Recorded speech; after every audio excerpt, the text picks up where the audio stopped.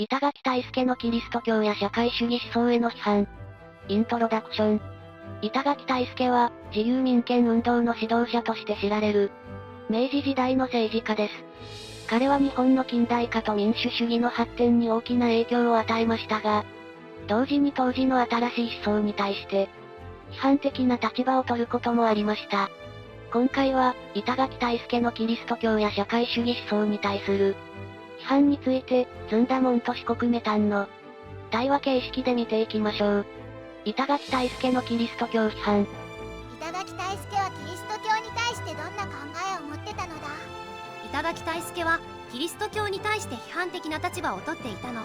彼はキリスト教が日本の伝統的な価値観や文化と相入れないと考えていたのよ。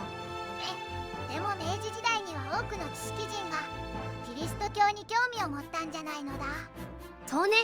でも板垣はキリスト教が西洋の帝国主義と結びついていると考えて、日本の独立を脅かす可能性があると警戒していたの。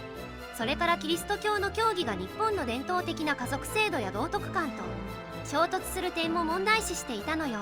社会主義思想への批判。じゃあ社会主義についてはどう思ってたのだ。板垣退助は社会主義思想に対しても批判的だったの。彼は社会主義が個人の自由と権利を侵害する可能性があると考えていたのよ。でも板垣さんは民権運動の指導者だったんじゃないのだ。社会主義とも共通点がありそうな気がするのだ。確かに民権運動と社会主義には共通点もあるけど、板垣は私有財産制度を重視していたの。社会主義が提唱する財産の共有化や階級闘争の概念は彼の信じる自由主義的な価値観と相入れなかったのよ。板垣退助の思想の背景。板垣さんがそういう考えを持ってた理由は何なのだ。板垣の思想の背景にはいくつかの要因があるの。まず彼は日本の伝統的な価値観を大切にしていたの。それから西洋の思想や制度を無批判に受け入れることへの警戒心も強かったのよ。なるほど。でもそういう考え方は当時の他の政治家とは違ってたのだ。実は板垣の考え方は当時の多くの保守的な政治家と共通する部分もあったの。ただ彼は同時に民主主義や個人の権利も大事にしていたから、単純な保守主義者とは言えないわね。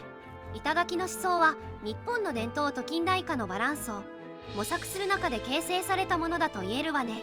まとめ。板垣退助のキリスト教や社会主義思想への批判は、彼の複雑な政治思想を反映しています。日本の伝統的価値観を守りつつ、近代化と民主化を推進するという難しいバランスの中で、板垣は外来思想に対して慎重な姿勢を取りました。彼の批判は、単なる保守主義ではなく、日本の独自性を保ちながら発展を目指す、姿勢の表れだったと言えるでしょう。今日の動画はここまで。最後まで見てくれてありがとうございました。このチャンネルでは日本の侍に関する情報を5分以内の短くまとめた動画を毎日投稿中。日本の歴史に興味があるならチャンネル登録や他の動画も見てみてね。